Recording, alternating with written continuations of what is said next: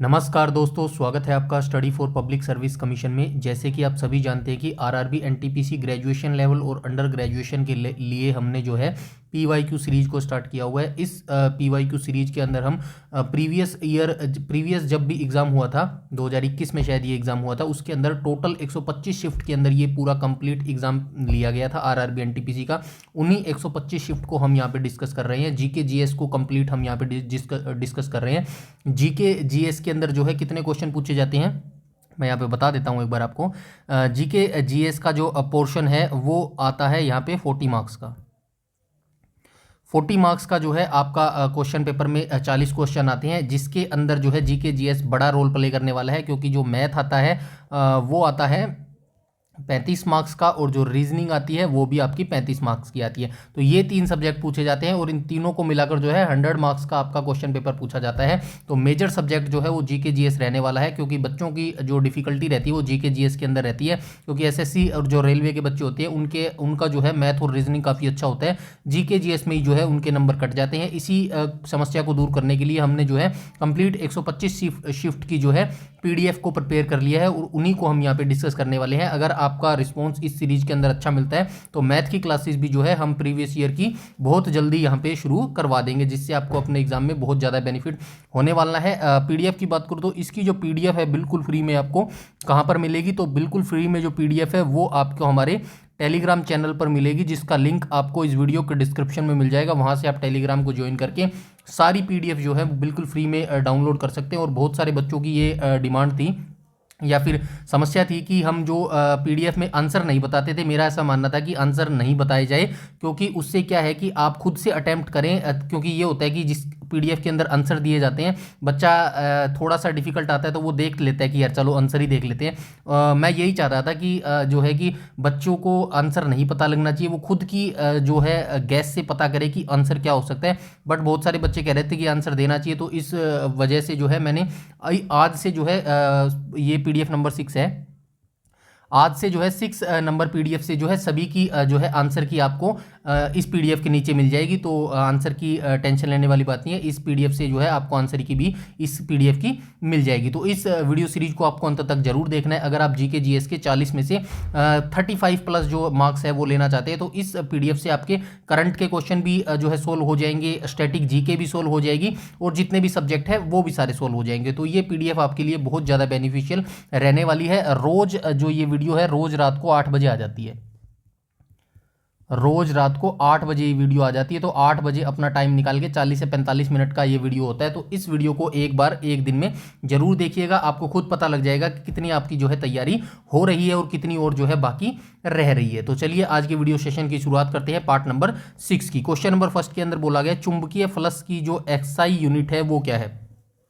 तो चुंबकीय फ्लक्स की जो एसआई यूनिट है वो हो जाएगी वेबर। तो राइट ऑप्शन हो जाएगा ऑप्शन नंबर बी। चुंबकीय फ्लक्स की जो एसआई यूनिट हो जाएगी वो हो जाएगी वेबर। अब हम बात कर लेते हैं फैराडे। तो ये फैराडे किसकी एसआई यूनिट है, तो ये हो जाएगी विद्युत धारिता की।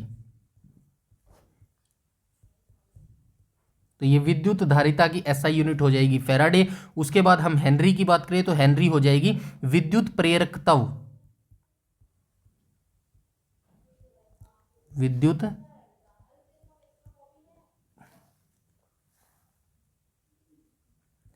विद्युत प्रेरक तक की ये इकाई हो जाएगी। उसके बाद हम पास्कल की बात करें तो पास्कल किसकी यूनिट हो जाएगी, तो पास्कल हो जाएगी दबाव की।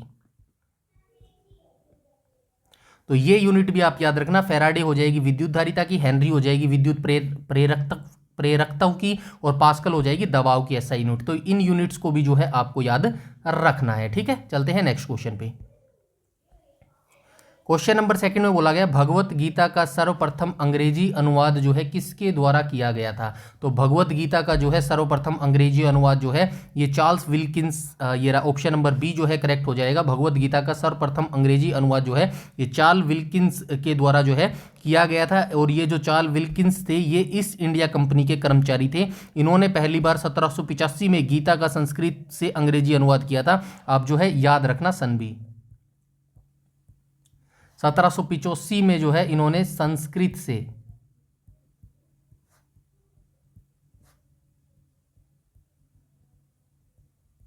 अंग्रेजी में अनुवाद किया था। ठीक है,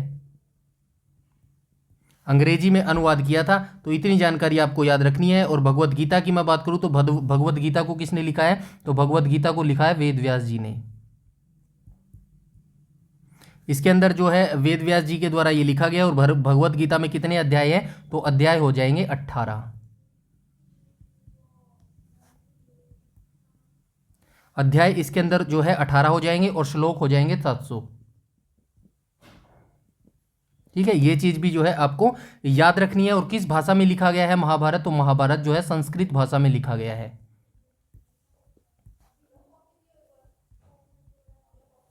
ठीक है, संस्कृत भाषा में लिखा गया। और महाभारत का ये जो युद्ध है ये कहाँ लड़ा गया था? तो ये कुरुक्षेत्र में लड़ा गया था। कुरुक्षेत्र में लड़ा गया था। और कुरुक्षेत्र कहाँ पर है? तो ये हरियाणा के अंदर है। और कुरुक्षेत्र का जो युद्ध है या कहाँ लड़ा गया, कब लड़ा गया था? 900 ईसा पूर्व जो है ये लड़ा गया था। ठीक है, इतनी जानकारी आपको इस क्वेश्चन के बारे में होनी चाहिए। ठीक है, चलते हैं नेक्स्ट क्वेश्चन पे। क्वेश्चन नंबर 3 में बोला गया लखनऊ में 1857 के विद्रोह का नेतृत्व जो है किसने किया था? आप सभी जानते हैं जो 1857 का विद्रोह था इसी को जो है प्रथम स्वतंत्रता संग्राम जो है बोला जाता है। ये चीज भी आप याद लिखना, 1857 को जो है प्रथम स्वतंत्रता संग्राम।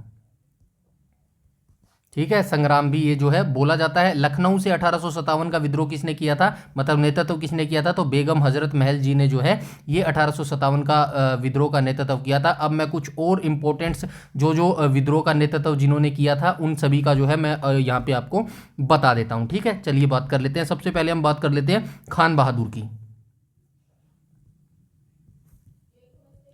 खान बहादुर ने कहाँ से नेतृत्व किया था? तो खान बहादुर ने किया था बरेली से। सेकंड की मैं बात करूं रानी लक्ष्मीबाई, इनको कौन भूल सकते हैं? रानी लक्ष्मीबाई खूब लड़ी मर्दानी, वह तो झांसी वाली रानी थी, आपने कविता पढ़ी होगी लक्ष्मीबाई। आप मुझे ये बताइएगा जो ये कविता लिखी है रानी लक्ष्मीबाई के ऊपर, खूब लड़ी मर्दानी वह तो झांसी वाली रानी थी, इसकी पोएट्री कौन है, मतलब किस कवियत्री के द्वारा जो है ये कविता लिखी गई है? तो रानी लक्ष्मीबाई ने कहाँ से किया था? तो इन्होंने झांसी से किया था। उसके मैं बात करूं कुंवर सिंह की, तो कुंवर सिंह ने किया था बिहार से।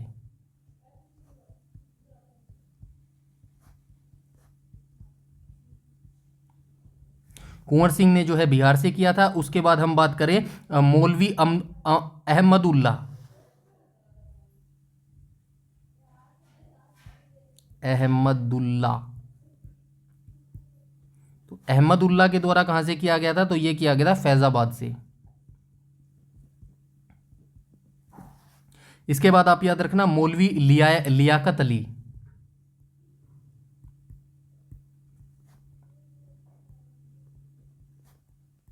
लियाकत अली ने कहां से किया था? तो लियाकत अली ने किया था इलाहाबाद से।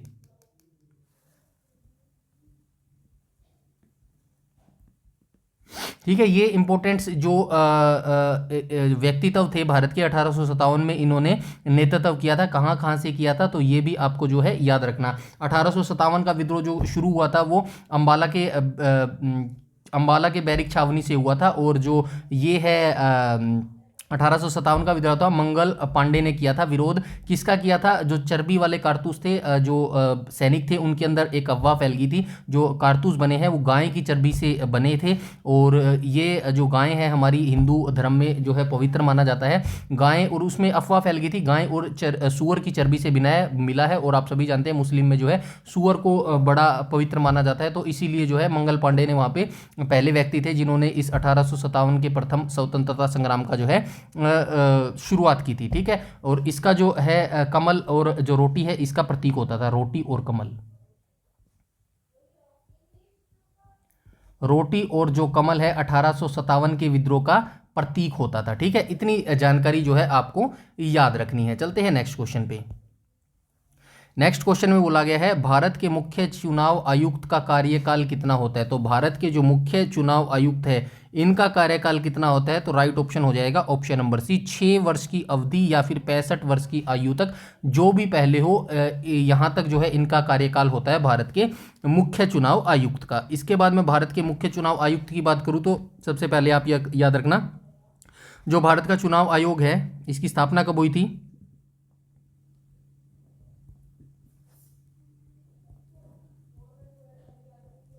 भारत के जो चुनाव आयोग की स्थापना है ये हुई थी 24 जनवरी 1950 को।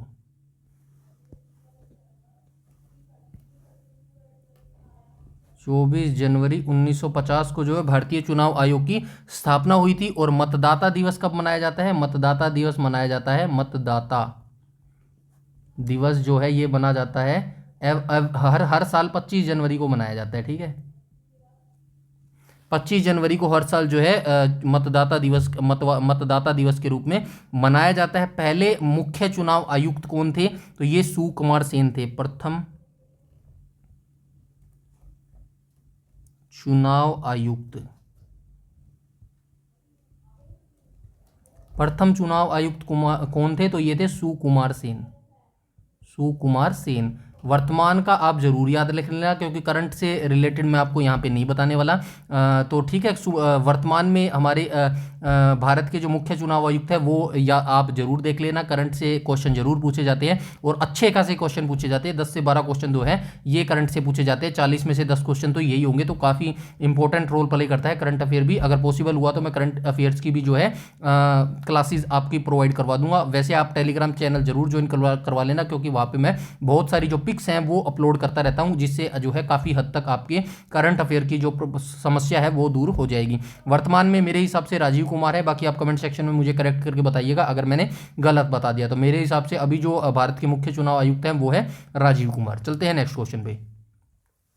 क्वेश्चन नंबर 5 में बोला गया सवेज नहर जो वाणिज्य के लिए अत्यंत महत्वपूर्ण है, अत्यंत महत्वपूर्ण है, निम्नलिखित में से किस देश में बनाई गई है? तो मिस्र में बनाई गई है। कहाँ है मिस्र?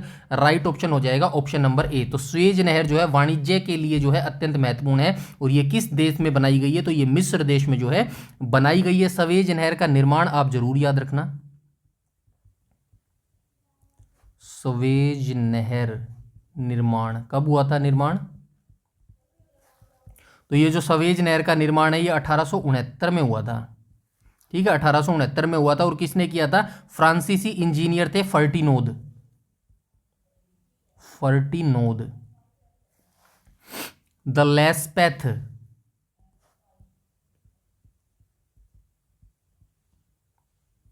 फर्टिनोद द लेस्पेथ ने जो है ये करवाया था 1869 में। ठीक है, और यह नहर मिस्र में है, इतना आपको पता चल गया है। और यह नहर जो है स्वेज नहर जो है किसको किसको जोड़ती है? भूमध्य सागर को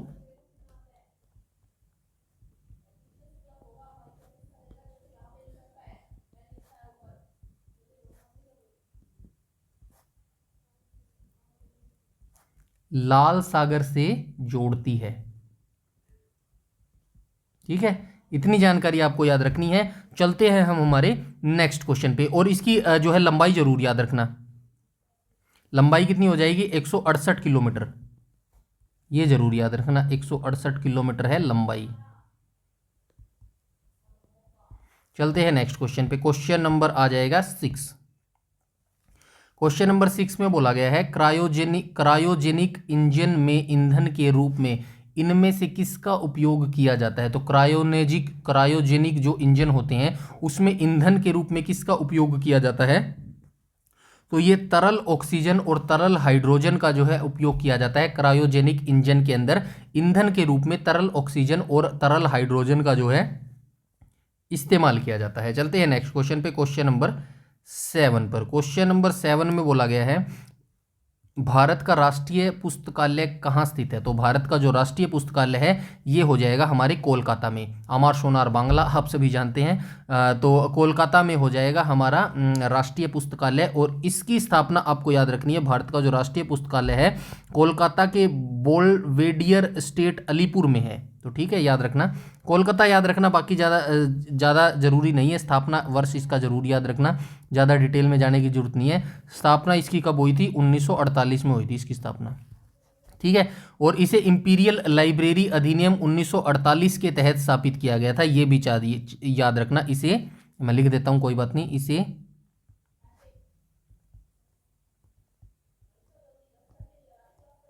इंपीरियल लाइब्रेरी अधिनियम 1948 के तहत स्थापित किया गया था और स्वतंत्रता के बाद जो है इसका नाम बदलकर राष्ट्रीय पुस्तकालय कर दिया गया था। ठीक है, स्वतंत्रता के बाद जो है इसका नाम बदल दिया गया था। पहले इसका नाम होता था इंपीरियल लाइब्रेरी। ठीक है, उसके बाद जो है स्वतंत्रता के बाद इसका जो है नाम बदल दिया गया, राष्ट्रीय पुस्तकालय जो है नाम कर दिया गया था। कहाँ पर अवस्थित है? कोलकाता में अवस्थित है। कब स्थापना हुई थी? 1948 में जो है स्थापना हुई थी। चलते हैं नेक्स्ट क्वेश्चन में, जो कि कंप्यूटर से रिलेटेड पूछा गया है। निम्नलिखित में से कौन सा कंप्यूटर वायरस दस्तावेज की फॉर्मेटिंग को नुकसान पहुंचाता है और इसे एडिट करने की अनुमति जो है नहीं देता है? तो कौन सा ऐसा वायरस है जो डॉक्यूमेंट्स होते हैं कंप्यूटर के अंदर, जो फाइल्स डॉक्यूमेंट्स होते हैं, उनकी फॉर्मेटिंग को जो है नुकसान पहुंचा देता है और उसे एडिट भी नहीं करने देता? तो क्वेश्चन नंबर 8 का जो है राइट ऑप्शन हो जाएगा ऑप्शन नंबर बी। तो ये मैक्रो वायरस जो है, यही एक ऐसा वायरस है जो डॉक्यूमेंट्स की फॉर्मेटिंग को नुकसान पहुंचाता है और जो है एडिट नहीं करने देता। नेक्स्ट क्वेश्चन को देख लेते हैं। नेक्स्ट क्वेश्चन में पूछा गया वुड के आदेश पत्र का संबंध निम्नलिखित में से किस सुधार से था? तो ऑब्वियसली नॉर्मल सी बेसिक सी चीज पूछी गई है। वुड के आदेश यानी कि चार्ल्स वुड डिस्पैच की यहाँ पे जो है बात हो रही है। तो चार्ल्स वुड का जो डिस्पैच था वो किससे संबंधित था? रेलवे से संबंधित था, उद्योग से संबंधित था, शिक्षा से संबंधित था या फिर सिंचाई से संबंधित था? राइट ऑप्शन हो जाएगा ऑप्शन नंबर सी। जो वुड का जो आदेश पत्र था वो शिक्षा से संबंधित था। सर चार्ल्स वुड का जो आदेश पत्र था या फिर जिसे वुड डिस्पैच के नाम से भी जाने जाते हैं, ये शिक्षा से जुड़ा हुआ था और साल 1854 में तत्कालीन गवर्नर जनरल लॉर्ड डलहौजी को ये भेजा गया था। ठीक है, चलते हैं नेक्स्ट क्वेश्चन पे। क्वेश्चन नंबर 10 में कहा गया निम्नलिखित में से कौन सा सेप्रोफाइटिक कवक है? तो सेप्रोफाइटिक जो कवक है वो कौन सा हो जाएगा? तो ये हो जाएगा पेनिसिलियम। जो पेनिसिलियम है ये एक सेप्रोफाइटिक जो है कवक हो जाएगा। चलते हैं नेक्स्ट क्वेश्चन पे, क्वेश्चन नंबर 11 पर।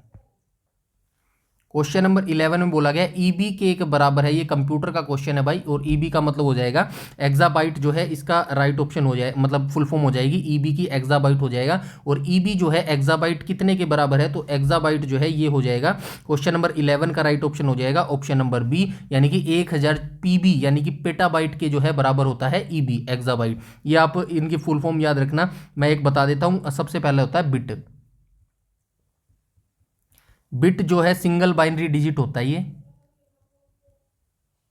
सिंगल बाइनरी डिजिट, और ये किस में चलता है? 0 1 में चलता है। ठीक है, ये 0 1 में चलता है। उसके बाद आता है वन निब्बल। वन निब्बल कितने के बराबर होता है? तो ये होता है 4 बिट्स के। उसके बाद आता है वन बाइट। ऐसे ही आगे चलेंगे। वन बाइट कितने किसके बराबर होता है? तो ये होता है 8 बिट्स के। वन बाइट के बाद क्या आएगा? 1 किलोबाइट, जिसको हम 1 केबी भी बोलते हैं। ठीक है, 1 केबी किसके बराबर होगा? तो 1 किलोबाइट होगा 1024 बाइट्स की। ठीक है, उसके बाद हम बात करें आगे, जो है 1 किलोबाइट जो है 1024 बाइट्स के बराबर होगा। और उसके बाद जो है 1 MB आएगा, यानी 1 मेगाबाइट। ठीक है, 1 MB किसके बराबर होगा? तो ये जो 1 MB होगा ये होगा 1024 किलोबाइट की। तो आपको जाहिर सी बात याद रखना है, यहाँ पे किलोबाइट आ जाएगा। ठीक है, उसके बाद हम एक गीगाबाइट आएगा, 1 MB के बाद 1 GB आएगा। ठीक है, ऐसे ही आगे चलता जाएगा। अब ये पता नहीं कितने लंबे बने हुए हैं, मुझे तो शायद आगे भी हो गया होगा। गीगाबाइट के बाद आएगा टेराबाइट, टेराबाइट के बाद आएगा पेटाबाइट, पेटाबाइट के बाद आएगा एक्साबाइट, एक्साबाइट के बाद आएगा जेटाबाइट, जेटाबाइट के बाद आएगा योटाबाइट, और योटाबाइट के बाद भी शायद ब्रंटोबाइट आएगा, और उसके बाद भी शायद अपडेशन होगी हो, तो वो आप देख लेना भाई, ये लंबा चलता रहता है। देखिए, ठीक है, ये कंप्यूटर के अपडेट्स आते रहते हैं। मुझे ब्रंटो बाइट्स तक ही पता है, उसके बाद भी अगर आए होंगे तो आप भाई अपनी जो नॉलेज है उसको अपडेट कर लेना। ठीक है, मैं ये बता देता हूँ, कोई नहीं, यहाँ पे लिख देता हूँ जो। ठीक है, मेगाबाइट हो गया, उसके बाद हो गया गीगाबाइट्स हो गया, गीगाबाइट के बाद आएगा टेराबाइट। ठीक है, टेराबाइट के बाद आएगा पेटाबाइट, पेटाबाइट के बाद आएगा ईबी यानी कि एक्साबाइट, जो इस क्वेश्चन में पूछा गया था। ठीक है, और उसके बाद ईबी के बाद एक्साबाइट के बाद आएगा जेटाबाइट, जेटाबाइट, जेटाबाइट के बाद आएगा योटाबाइट, योटाबाइट, योटाबाइट के बाद आएगा ब्रंटोबाइट। ठीक है, इसके बाद भी होंगे शायद, मुझे नहीं पता, मुझे तो सिर्फ ब्रंटोबाइट तक पता है, आगे आए होंगे तो अपडेशन, तो आप वो भी देख लेना भाई। ठीक है, ये कहीं से भी जो पूछ लिया जा सकता है। यहाँ पे ईबी की जगह ये पूछ लिया जाएगा कि जो 1 GB है यानी कि 1 GB है, ये किसके बराबर होएगा, तो ये आपको लगाना पड़ेगा 1024 MB, 1024 MB MB के बराबर। ठीक है, ये आपको याद रखना है। चलते हैं नेक्स्ट क्वेश्चन पे। क्वेश्चन नंबर 12 में बोला गया यूएनओ के पहले महासचिव कौन थे जो अफ्रीका महाद्वीप से जो है संबंधित थे। तो यूएनओ के बारे में यहाँ पे पूछा गया है, तो यूएनओ यानी कि संयुक्त राष्ट्र संगठन के बारे में पूछा गया है। राइट ऑप्शन हो जाएगा ऑप्शन नंबर बी, यानी कि बुतरस घानी जो थे यूएनओ के पहले महासचिव थे जो कि अफ्रीका महाद्वीप से संबंध रखते थे। बात हुई है संयुक्त राष्ट्र की, तो संयुक्त राष्ट्र की स्थापना आपको जरूर याद रखनी है। एक और मैं आपको चीज़ बताऊंगा इसी के बारे में जो मेरे माइंड में चल रहा है कि आपको वो चीज़ देनी चाहिए। पहले हम बात कर लेते हैं संयुक्त राष्ट्र की। संयुक्त राष्ट्र की स्थापना कब हुई थी, तो ये 24 अक्टूबर 1945 को हुई थी स्थापना। स्थापना कब हुई थी, 24 अक्टूबर 1945 को इसकी स्थापना हुई थी। और इसका जो मुख्यालय है वो कहाँ पे हो जाएगा, न्यूयॉर्क में इसका जो है मुख्यालय हो जाएगा।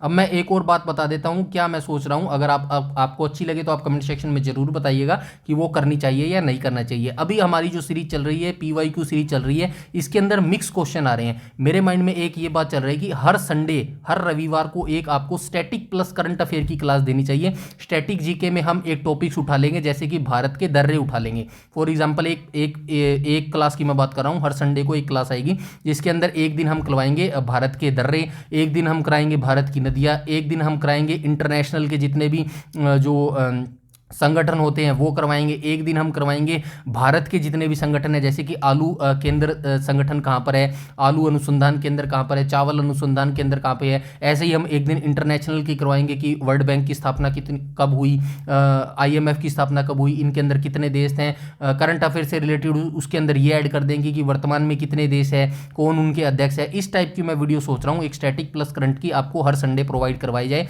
अगर आपको भी ऐसा लगता है होनी चाहिए तो आप कमेंट सेक्शन में जरूर जो है कमेंट करके बताइएगा। चलते हैं नेक्स्ट क्वेश्चन पे।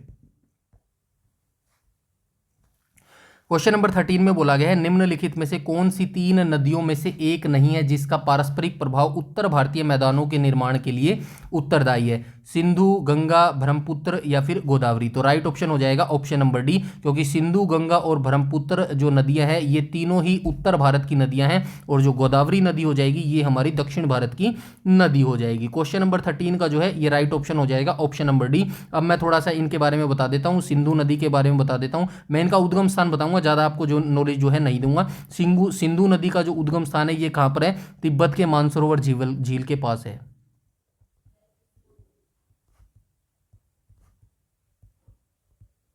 तिब्बत के मानसरोवर झील के पास,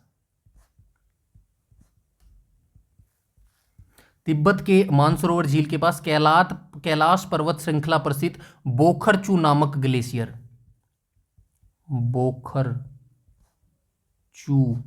ग्लेशियर, तो ठीक है ये इसका सिंधु नदी का उद्गम स्थान हो जाएगा। गंगा का भाई आप सभी जानते हैं उत्तराखंड के उत्तरकाशी जिले में गंगोत्री ग्लेशियर से होता है, और गंगोत्री ग्लेशियर से निकलने वाली जो धारा को जो है भागीरथी कहा जाता है। और देवप्रयाग, यानी कि देवप्रयाग एक जगह का नाम है उत्तराखंड के अंदर, देवप्रयाग में अलकनंदा और भागीरथी जब दोनों मिलती है तो इन्हीं के संगम को जो है गंगा नदी कहा जाता है। अब हम बात कर लेते हैं ब्रह्मपुत्र की। ठीक है, गंगा के बारे में बताने की ज़्यादा जरूरत नहीं है, आप सभी जानते हैं, फिर भी मैं लिख देता हूं यहां पे गंगोत्री से, गंगोत्री से। ठीक है, उसके बाद हम बात कर लेते हैं ब्रह्मपुत्र की, तो ये हो जाएगा तिब्बत के मानसरोवर झील के पास जो कैलाश श्रेणी के चेमायुंगडुंग।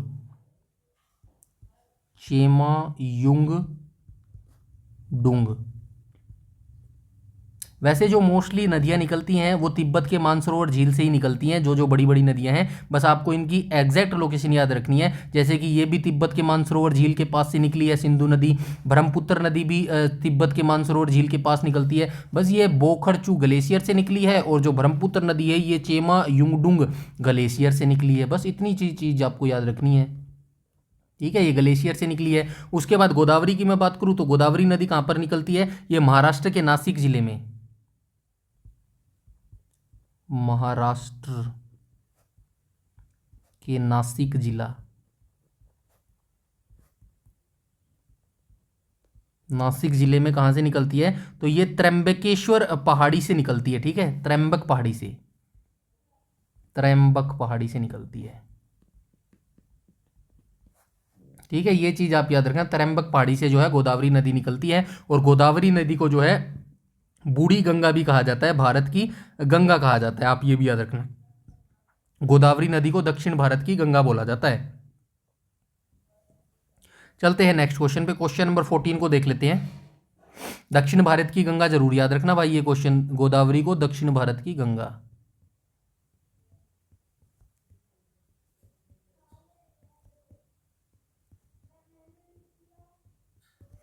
नेक्स्ट क्वेश्चन में बोला गया, नॉर्वे के स्वालबार्ड में निर्मित अंतर्राष्ट्रीय आर्कटिक अनुसंधान बेस नी-अलसंड में स्थित भारत के पहले अनुसंधान केंद्र का नाम क्या है?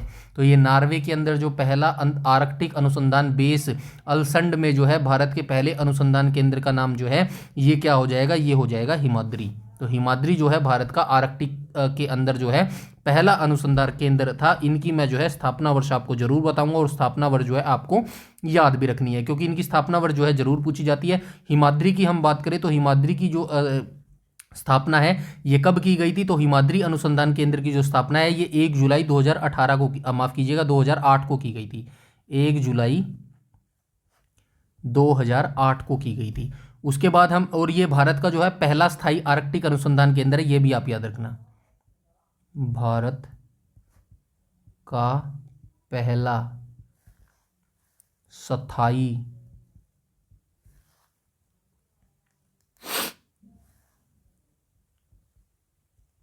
आर्कटिक अनुसंधान, ठीक है, ये अनुसंधान हो जाएगा। उसके बाद हम सेकंड की बात करें तो सेकंड हो जाएगा दक्षिण गंगोत्री। तो दक्षिण गंगोत्री की स्थापना कब हुई थी? 1983-84 में हुई थी, 1983-84 में जो है दक्षिण गंगोत्री की स्थापना हुई थी। मैत्री की बात करूं तो मैत्री की स्थापना कब हुई थी? तो मैत्री की स्थापना जो है 1988 में हुई थी। मैत्री की जो स्थापना है ये 1988 में हुई थी, और यह है भारत का दूसरा स्थायी अनुसंधान केंद्र है। तो ये दूसरा स्थायी केंद्र हो जाएगा भाई, ठीक है, दूसरा स्थायी, पहला हो जाएगा ये, ठीक है, हिमाद्री। उसके बाद चलते हैं नेक्स्ट क्वेश्चन के ऊपर, क्वेश्चन नंबर 15 को देख लेते हैं। क्वेश्चन नंबर 15 में कहा गया है, राष्ट्रीय कवि रामधारी सिंह दिनकर को उनकी किस रचना के लिए ज्ञानपीठ पुरस्कार से जो है सम्मानित किया गया है? तो ये उस समय का करंट अफेयर था। अब इस क्वेश्चन को लेने का क्या मकसद है, मैं कई बार पीछे की वीडियो में भी बता चुका हूं, अगर आपने नहीं देखी है तो वो देख लीजिएगा। यहाँ पे उस समय का करंट अफेयर से कोई मतलब नहीं है, क्योंकि ये 2019 का नोटिफिकेशन था और 2021 में एग्जाम हुआ था। तो 5 साल पुराना करंट अफेयर कराने का मतलब ये है कि बस आपको मुझे ये वर्ड जो यहाँ पे दिख रहा है आपको, ज्ञानपीठ पुरस्कार, इसके बारे में नॉलेज देना जरूरी है, क्योंकि ज्ञानपीठ पुरस्कार की स्थापना कब स्थापित किया गया है इसके बारे में आपको नॉलेज देना जरूरी है। कि क्वेश्चन जीके जीएस का, जीके जीएस जो है समंदर है, देख लेना, समंदर कभी खत्म नहीं होता। इसीलिए जो है ये क्वेश्चन ऐड करने का मतलब यही है कि स्टैटिक जीके आपको करवाई जा सके। तो ठीक है, पहले देख लेते हैं इस क्वेश्चन नंबर 15। तो क्वेश्चन नंबर 15 का राइट ऑप्शन हो जाएगा ऑप्शन नंबर बी। तो उर्वशी रचना के लिए जो है राष्ट्रीय कवि रामधारी सिंह को जो है ज्ञानपीठ पुरस्कार से सम्मानित किया गया था। अब बात करें ज्ञानपीठ पुरस्कार की शुरुआत, तो ज्ञानपीठ पुरस्कार की जो शुरुआत है, ज्ञानपीठ पुरस्कार की शुरुआत, तो ये जो ज्ञानपीठ पुरस्कार की शुरुआत है ये 1961 में हुई थी, ठीक है, 1961 में हुई थी। और ज्ञानपीठ पुरस्कार पाने वाले पहले व्यक्ति कौन थे? शंकर कुरूप थे। फर्स्ट जरूर याद रखना आप, फर्स्ट व्यक्ति कौन थे? शंकर कुरूप। और ये हर साल दिया जाता है भाई, इस बार के जरूर देख लेना आप। 2024 वाला ज्ञानपीठ पुरस्कार किसको मिला है ये जरूर देख के जाना। जो भी चीज़ मैं जितनी आपको बता रहा हूँ यहाँ से करंट से, तो वो 2024 वाली आप जरूर देख लेना, या फिर मैं एक काम करूँगा, धीरे धीरे जो डाटा है उसको ऐड करता चलूँगा, और 2024 से रिलेटेड जितना भी करंट अफेयर होगा वो आपको प्रोवाइड करवा दूंगा, ठीक है। शंकर कुरूप को दिया गया था, और 1965 में इनको जो है ये पुरस्कार जो है मिला था। ज्ञानपीठ पुरस्कार का जो पहला पुरस्कार था ये शंकर कुरूप को 1965 के अंदर मिला था। पहली महिला कौन थी? पहली महिला की बात करूँ, पहली महिला जिसको ज्ञानपीठ पुरस्कार मिला था, तो ये पहले महिला हो जाएगी आशापूर्ण।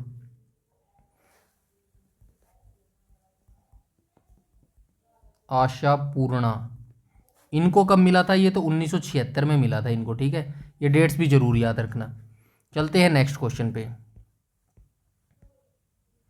क्वेश्चन नंबर 16 में बोला गया किस देश ने 2019 में G20 शिखर सम्मेलन की जो है मेजबानी की थी और कर लेना भाई यहाँ पे, ठीक है। तो किस देश ने 2019 में, देख लेना आप 2019 का ये करंट अफेयर पूछा गया है। यहाँ पे 2019 का करंट अफेयर आपको पढ़ाना मकसद नहीं है, यहाँ पे जो स्टैटिक जी के निकल के आ रही है G20 के बारे में आपको बताना बेहद जरूरी है। आई होप यू अंडरस्टैंड, ठीक है। तो क्वेश्चन नंबर 16 का जो है राइट ऑप्शन हो जाएगा ऑप्शन नंबर ए। 2019 में G20 शिखर सम्मेलन की मेजबानी जो है जापान ने की थी। अभी जो G20 शिखर सम्मेलन 2024 में हुआ होगा उसकी जो है मेजबानी आप जरूर देख लेना कहाँ पर और किसने की थी। तो बात कर लेते हैं G20 की। G20 की स्थापना कब हुई थी? G20 की स्थापना हुई थी 1999 में, ठीक है। ये आप जरूर याद रखना, G20 की स्थापना हुई थी 1999 में। चलते हैं क्वेश्चन नंबर 17 पर। क्वेश्चन नंबर 17 में बोला गया दिसंबर 2020 तक प्राप्त जानकारी के अनुसार भारतीय पुरुष हॉकी टीम के कोच कौन है? तो ये 2020 तक नहीं, अभी भी शायद यही है, एक बार आप जरूर वेरीफाई कीजिएगा। मैंने देखा था, मुझे तो शायद यही मिला था। कहाँ गए वो? इगोर स्टिमैक नहीं थे, इनका क्वेश्चन था क्वेश्चन नंबर 17 का। हाँ ठीक है, इगोर स्टिमैक ही जो है ये वर्तमान में भी मेरे हिसाब से कोच है। मैंने जहाँ तक देखा गूगल पर इगोर स्टिमैक ही दिखा रहे थे। फिर भी अगर आपको कोई डाउट लगता है तो कमेंट सेक्शन में जरूर बताइएगा अगर रॉन्ग है तो, ठीक है। क्वेश्चन नंबर 18 में पूछा गया काली मिट्टी मुख्यतः इनमें से किस राज्य में पाई जाती है? सबसे पहले आप याद रखना काली मिट्टी जो है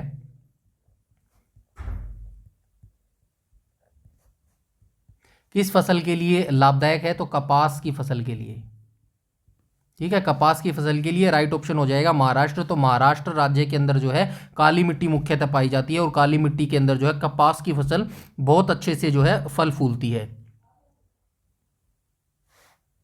एक सेकंड, क्वेश्चन नंबर 17 में दिक्कत हुई है भाई। क्वेश्चन नंबर 17 का जो है,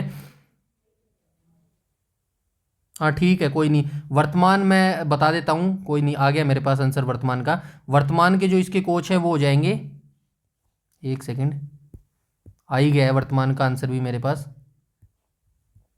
क्रेग फुलटन।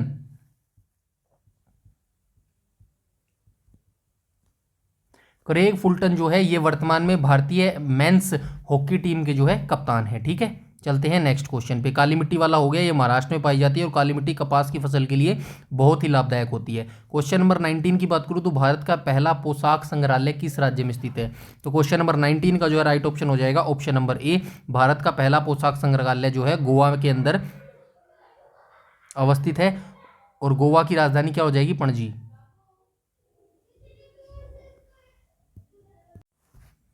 उसके बाद हम बात करें उत्तर प्रदेश की, तो उत्तर प्रदेश की राजधानी हो जाएगी लखनऊ। महाराष्ट्र की बात करूं तो मुंबई हो जाएगी और पश्चिम बंगाल की राजधानी आप मुझे बताइएगा कमेंट सेक्शन में, ठीक है। चलते हैं नेक्स्ट क्वेश्चन पे। क्वेश्चन नंबर 20 को देख लेते हैं। क्वेश्चन नंबर 20 में पूछा गया है वाहनों में रियर व्यू क्या हो जाएगा? जो पीछे देखने वाला,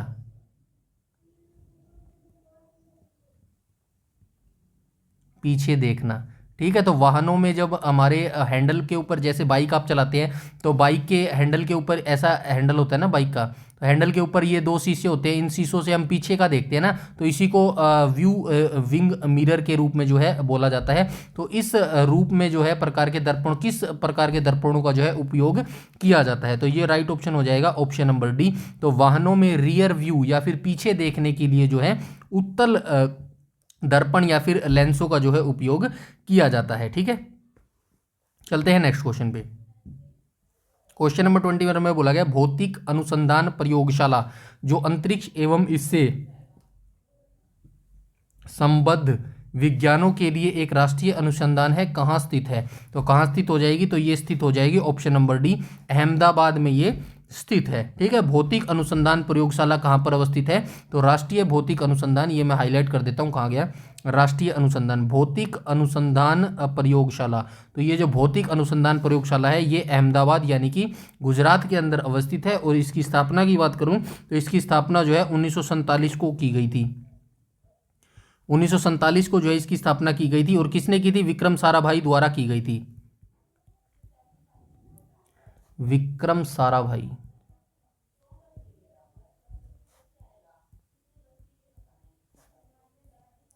स्थापित। ठीक है, चलते हैं नेक्स्ट क्वेश्चन पे। क्वेश्चन नंबर 22 में बोला गया है निम्नलिखित में से कौन सा सार्वजनिक क्षेत्र का उद्यम महारत्न की श्रेणी में आता है। तो महारत्न की श्रेणी में जो है आता है तो कौन सा हो जाएगा, तो ये राइट ऑप्शन हो जाएगा क्वेश्चन नंबर 22 का option number A, IOCL। IOCL जो है ये जो है महारत्न कंपनी की श्रेणी में आता है। और वर्तमान में कितनी महारत्न कंपनी है, तो वर्तमान में जो है 14 महारत्न कंपनी है। ठीक है, इन्हीं तरीके की मैं एक स्टैटिक जीके की क्लास स्टार्ट करने जा रहा हूं। जैसे कि एक क्लास में हम कंप्लीट डाटा बताएंगे, 14 महारत्न कंपनी कौन कौन सी है, किस वर्ष जो है उनको महारत्न कंपनी का दर्जा मिला था। इस टाइप की जो है मैं वीडियो आपको बताने की यहाँ पे कोशिश कर रहा हूँ। ठीक है, चलते हैं नेक्स्ट क्वेश्चन पे। क्वेश्चन नंबर 23 की बात करें तो क्वेश्चन नंबर 23 में कर्मचारी राज्य बीमा निगम यानी कि ESIC की यहाँ पे बात हो रही है। ESIC, employ state full form जरूर आप मुझे बताइएगा। एम्प्लॉय स्टेट आदि मैंने बता दी, आदि आप बताइएगा। ESIC, इसके अंदर भी काफ़ी सारी वैकेंसियां निकलती है और बहुत सारे जो है अप्लाई करने की कोशिश करते हैं। ठीक है, वही डिपार्टमेंट है ये ESIC, कर्मचारी राज्य बीमा निगम। इनमें से किसी से संबंध कर्मचारियों, किससे संबंध आएगा यहाँ पे, कर्मचारियों को चिकित्सा लाभ के संबंध में सामाजिक सुरक्षा प्रदान नहीं करता है। तो क्वेश्चन नंबर 23 का जो है राइट ऑप्शन हो जाएगा ऑप्शन नंबर बी। तो ये हो जाएगा बहुराष्ट्रीय निगम के जो कर्मचारी होते हैं उनको चिकित्सा लाभ के संबंध में सामाजिक सुरक्षा प्रदान जो है ESIC नहीं करता है। क्वेश्चन नंबर 23 का जो है राइट ऑप्शन हो जाएगा ऑप्शन नंबर बी। बात करें ESIC की, तो ESIC की स्थापना कब हुई थी, तो ESI की स्थापना हुई थी 24 फरवरी 1952। 24 फरवरी 1952 को जो है इसकी स्थापना की गई थी। चलते हैं नेक्स्ट क्वेश्चन पे। क्वेश्चन नंबर 24 में बोला गया है किस ताप पर जो जल का घनत्व है वो अधिकतम होता है। तो किस ताप पर जो है जल का घनत्व अधिकतम होता है, तो ये हो जाएगा 277 केल्विन। तो 277 केल्विन के ऊपर जो है जल का घनत्व अधिकतम होता है। ठीक है, चलते हैं नेक्स्ट क्वेश्चन। नेक्स्ट क्वेश्चन में बोला गया क्वेश्चन नंबर 25। क्वेश्चन नंबर 25 से पहले मैं आपको बताना चाहूँगा शहीद दिवस जो है 2 तारीखों को मनाया जाता है। एक तो 30 जनवरी और दूसरा मनाया जाता है 23 मार्च को। और ये डेट्स क्या क्या हैं ये भी आप जान लेना। 23 मार्च को जो है हमारे 3 जो वीर सेनानी थे, भगत सिंह और सुखदेव, और उनको फांसी दी गई थी। और 30 जनवरी को जो है ये इनकी पुण्यतिथि आती है महात्मा गांधी जी की, जिनको नथुराम गोडसे के द्वारा जो है गोली मार दी गई थी 1948 में, 30 जनवरी 1948 को। इन्हीं दोनों को जो है शहीद दिवस के रूप में मनाया जाता है। ठीक है, ये 4 आपको याद रखना। स्वतंत्रता दिवस हम कब मनाते हैं, 15 अगस्त को मनाते हैं। गणतंत्र दिवस कब मनाते हैं, 26 जनवरी को मनाते हैं। ठीक है, 26 जनवरी को मनाते हैं। उसके बाद संविधान दिवस कब मनाते हैं, तो संविधान दिवस की जो घोषणा है वो अभी फिलहाल ही में की गई है, कुछ टाइम पहले ही हमने डिसाइड किया था। 2015 में भारत सरकार ने जो है ये डिसीजन लिया था। 2015 से हम जो है 1949 में भारतीय संविधान को अंगीकृत किया गया था और 26 नवंबर को संविधान दिवस के रूप में घोषित किया गया था। ठीक है, और 26 नवंबर को ही जो है संविधान दिवस के रूप में हम बनाते हैं, 26 नवंबर।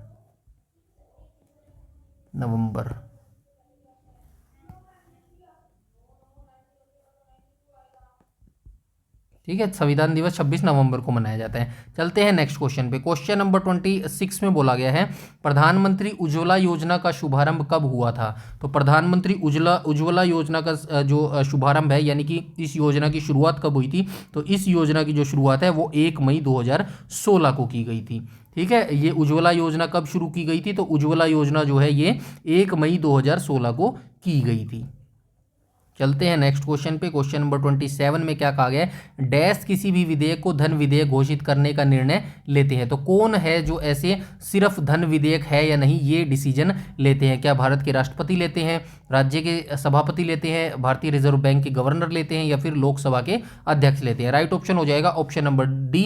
तो ये लोकसभा के अध्यक्ष जो है ये डिसीजन लेते हैं कि कोई भी विधेयक धन विधेयक है या नहीं, ये डिसीजन लोकसभा के अध्यक्ष लेते हैं। अब मैं इनके बारे में थोड़ा सा आपको बता देता हूं। धन विधेयक कहाँ है, अनुच्छेद 110 के अंदर है।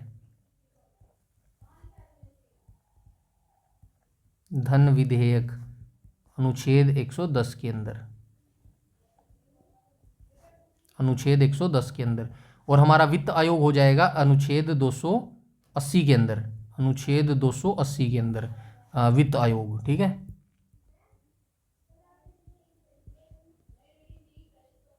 ठीक है, वित्त आयोग हो जाएगा हमारा अनुच्छेद 280 के अंदर। भारतीय रिजर्व आरबीआई की स्थापना की बात करूं तो 1935 में हुआ था, 1 अप्रैल 1935 को हुआ था, ठीक है। चलते हैं नेक्स्ट क्वेश्चन पे। लोकसभा कहाँ पर है, तो ये हमारा हो जाएगा संसद हो जाएगी हमारी किस अनुच्छेद के अंदर, संसद हो जाएगी हमारी 79 अनुच्छेद के अंदर। राज्यसभा हमारी हो जाएगी, राज्यसभा हमारी हो जाएगी अनुच्छेद 80 के अंदर, और जो लोकसभा है ये हमारी हो जाएगी अनुच्छेद 81 के अंदर, ठीक है। ये अनुच्छेद भी आप याद रखना। चलते हैं नेक्स्ट क्वेश्चन पे। क्वेश्चन नंबर 28 में बोला गया है निम्नलिखित में से किसका निर्माण सम्राट अकबर ने नहीं करवाया। तो अकबर ने नहीं करवाया ये पूछा गया है, और हमें पता है भाई अकबर ने कौन कौन से निर्माण करवाए हैं। तो ये एलिमिनेशन मेथड भी जो है आप अच्छे से अपना कर लीजिएगा। जरूरी नहीं है आपको यही ढूंढना है कि भाई किसका निर्माण अकबर ने नहीं कराया। फॉर एग्जाम्पल हमें नहीं पता भाई अकबर ने किसका निर्माण नहीं किया, लेकिन हमें ये पता है किस किस का निर्माण जो है अकबर ने कराया। फॉर एग्जाम्पल आगरे का निर्माण, आगरे का किला, फतेहपुर सीकरी, दिल्ली की जामा मस्जिद और बुलंद दरवाजा। फॉर एग्जांपल आगरा का किला बिल्कुल जो है ये अकबर ने करवाया था, फतेहपुर सीकरी का निर्माण अकबर ने करवाया था, और बुलंद दरवाजा का निर्माण जो है अकबर के द्वारा करवाया गया था। According to this question right option हो जाएगा ऑप्शन नंबर बी, दिल्ली की जामा मस्जिद का निर्माण जो है अकबर के द्वारा नहीं करवाया गया था।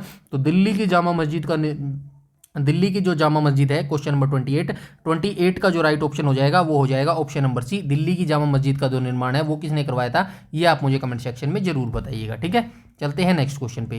नेक्स्ट क्वेश्चन में बोला गया ग्रेनाइट चट्टानें किस प्रकार की चट्टानें होती है। तो ग्रेनाइट जो चट्टानें है ये आग्नेय प्रकार की जो है चट्टानें होती है। क्वेश्चन नंबर 29 का राइट ऑप्शन हो जाएगा ऑप्शन नंबर बी। अब मैं आपको एक 2-3 लाइनें बता रहा हूँ, वो अच्छे से ध्यान से सुन लीजिएगा। आग्नेय चट्टानें कौन सी होती है, तो आग्नेय चट्टान जो है आज नहीं, आग्नेय चट्टानें तब बनती हैं जब पिघला हुआ गर्म पदार्थ ठंडा होकर जम जाता है। यू नो वेरी वेल, जब ज्वालामुखी फटता है, जब वो गर्म होकर धीरे धीरे ठंडा होकर जम जाता है, उस प्रकार की जो चट्टानें बनती हैं वो ग्रेनाइट, माफ कीजिएगा, वो जो चट्टानें बनती है वो आग्नेय प्रकार की चट्टानें बनती हैं। और अवसादी चट्टानें कैसी अवसादी चट्टानें कैसे बनती हैं, तो पहले से मौजूद चट्टानों या कभी जीवित सजीवों के टुकड़ों से बनती हैं, उनको अवसादी चट्टानों का उनसे अवसादी चट्टानों का जो है निर्माण होता है।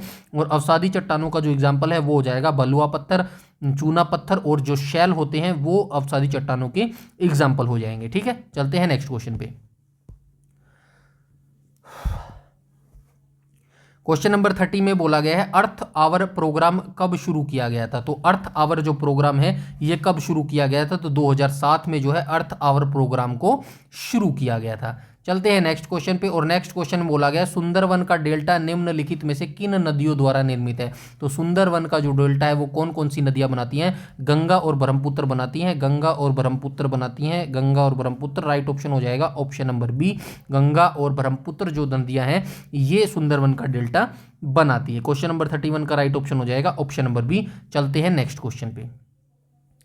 क्वेश्चन नंबर 32 में बोला गया है डैश के बाद से भारत में आर्थिक सर्वेक्षण को केंद्रीय बजट से जो है अलग कर दिया गया था। मतलब जो 1947 को 15 अगस्त 1947 को भारत आज़ाद हुआ, उसके बाद जो है आज़ादी के बाद भारत का जो आर्थिक सर्वेक्षण है यानी कि इकोनॉमी सर्वे और जो बजट होता था वो एक साथ आता था। लेकिन 1964 के बाद जो है इनको अलग अलग कर दिया गया, यानी कि 1964 के बाद जो है आर्थिक सर्वेक्षण यानी इकोनॉमिक सर्वे और बजट को जो है अलग अलग पेश किया जाने लगा। और आर्थिक सर्वेक्षण जो है वो बजट से एक दिन पहले जो है पेश किया जाता है। क्वेश्चन नंबर 32 का राइट ऑप्शन हो जाएगा option number C, option number C. चलते हैं नेक्स्ट क्वेश्चन पे, क्वेश्चन नंबर 33 पर। 33 में कहा गया भारतीय संविधान में फर्स्ट पास्ट द पोस्ट का प्रावधान किस देश के संविधान से लिया गया है यानी कि अंग्रेजित किया गया है। राइट ऑप्शन हो जाएगा ब्रिटेन। तो ब्रिटेन से हमने इस प्रणाली को अंगीकृत किया है या फिर जो है लिया है। इस फर्स्ट पास्ट द पोस्ट का प्रावधान जो है हमने ब्रिटेन के संविधान से लिया है। चलते हैं नेक्स्ट क्वेश्चन पे, क्वेश्चन नंबर 34 पर। और 34 में जो है बोला गया है मथुरी लोक नृत्य इनमें से किस राज्य में प्रचलित है।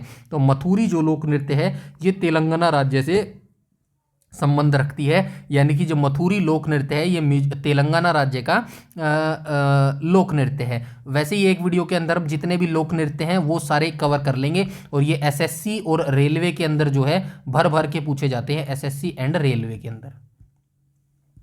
और एग्जाम्स के अंदर इतना नहीं पूछा जाता, लेकिन एसएससी और रेलवे के अंदर ये जो लोक नृत्य है, ये लोक नृत्य हो गई, स्पोर्ट्स हो गया, इनसे भर भर के भाई क्वेश्चन पूछे जाते हैं। इसीलिए मैं एक एक वीडियो इनका आपको देना चाहता हूँ। जैसे ही डाटा कंप्लीट हुआ, अपडेट हुआ डाटा, मतलब अपडेट के साथ आपको डाटा प्रोवाइड करवाऊंगा, तो वो वीडियो आपको संडे को प्रोवाइड करवाऊंगा, ठीक है। अभी नहीं, अभी तो डाटा कलेक्ट करने में टाइम लगेगा, ठीक है। चलते हैं नेक्स्ट क्वेश्चन पे। बहुत जल्दी मैं ये वीडियो आपको दूंगा अगर इन वीडियो सीरीज के ऊपर बहुत अच्छा आपका रिस्पॉन्स मिला तो। हरी मटर का वैज्ञानिक नाम पूछा गया है, तो हरी मटर का वैज्ञानिक नाम हो जाएगा पाइसम स्टाइवम। पाइसम स्टाइवन जो है ये हरी मटर का वैज्ञानिक नाम हो जाएगा। क्वेश्चन नंबर 36 की बात करूं, अहमद शाह अब्दाली भारत में किस एशियाई देश से आया था, तो ये अफगानिस्तान से आया था भाई। राइट ऑप्शन हो जाएगा option number C, question number 36 का। और पहली बार जो है ये कब आया था, तो 1748 में पहली बार ये भारत के अंदर इसने आक्रमण किया था। किसने किया था, तो ये अहमद शाह अब्दाली ने पहली बार 1748 में भारत पर आक्रमण किया था। 1761 वाला युद्ध आप सभी जानते हैं, पानीपत की तीसरी लड़ाई हुई थी। पानीपत की तीसरी लड़ाई कब हुई थी, 1761 में। किस किस के बीच हुई थी, अहमद शाह अब्दाली, अहमद शाह अब्दाली और मराठा के बीच, मराठों के बीच, ठीक है, मराठों के बीच हुआ था। पानीपत की पहली लड़ाई कब हुई थी, पहली लड़ाई हुई थी 1526 में, दूसरी कब हुई थी 1556 में, ठीक है, ये भी आप याद रखना। चलते हैं नेक्स्ट क्वेश्चन में। 37 में बोला गया है, निम्नलिखित में से कौन सा भारतीय राज्य वर्ष 2019-20 में सोयाबीन का सबसे बड़ा उत्पादक था, तो ये एग्रीकल्चर डाटा आता है, इसकी अपडेशन लिस्ट देख लेना। ये 2019 का डाटा पूछ रहा है, इसको आप छोड़ देना, लेकिन जो लेटेस्ट आई होगी 2023-24 या फिर 22-23 वाली जो एग्रीकल्चर डाटा की लिस्ट आई होगी उसको आप देख लेना, इसको छोड़ देना, इसका कोई मतलब नहीं है आपका, ठीक है। क्वेश्चन नंबर 37 को आप छोड़ सकते हैं। चलते हैं नेक्स्ट क्वेश्चन पे, क्वेश्चन नंबर 38 पर।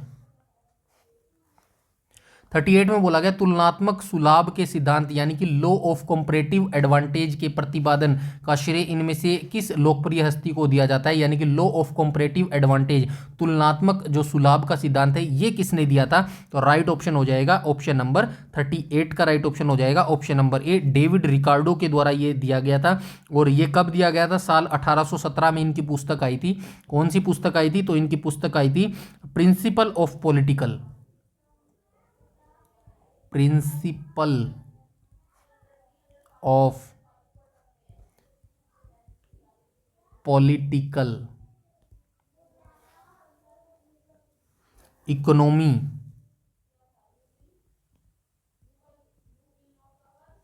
एंड टैक्सेशन, टैक्सेशन,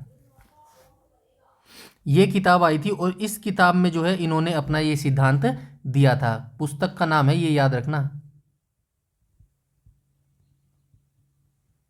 और ये किसकी पुस्तक थी, डेविड रिकार्डो की पुस्तक थी, जिसके अंदर 1817 में इन्होंने सिद्धांत दिया था, तुलनात्मक सुलाभ का सिद्धांत। चलते हैं क्वेश्चन नंबर 39 पर। 39 में क्या कहा गया, भारत किस वर्ष संयुक्त राष्ट्र संघ में शामिल हुआ था, 1945 में ही हुआ था, और 1945 में इसकी स्थापना हुई थी। संस्थापक सदस्यों में से एक है भारत संयुक्त राष्ट्र का, ठीक है, ये आप याद रखना। क्वेश्चन नंबर 39, संयुक्त राष्ट्र की स्थापना मैं फिर से बता चुका हूँ, 24 अक्टूबर 1945 को हुई थी, फ्रांसिस्को के कैलिफोर्निया में जो है अमेरिका में इसकी स्थापना हुई थी। क्वेश्चन नंबर 40 की बात करूँ तो क्वेश्चन नंबर 40 में कहा गया है, आय का निम्नलिखित में से किस विकल्प के साथ वही संबंध है जो व्यय का एमआई से है। राइट ऑप्शन हो जाएगा option number B. Question number 40 का राइट ऑप्शन हो जाएगा ऑप्शन नंबर ए हो जाएगा। गलत माफ करना, कर नहीं होएगा, ये हो जाएगा वेतन, ठीक है। ये रीजनिंग का क्वेश्चन है, वैसे रीजनिंग में इस टाइप के आपसे क्वेश्चन पूछे जाएंगे, ये देख लेना भाई, ठीक है।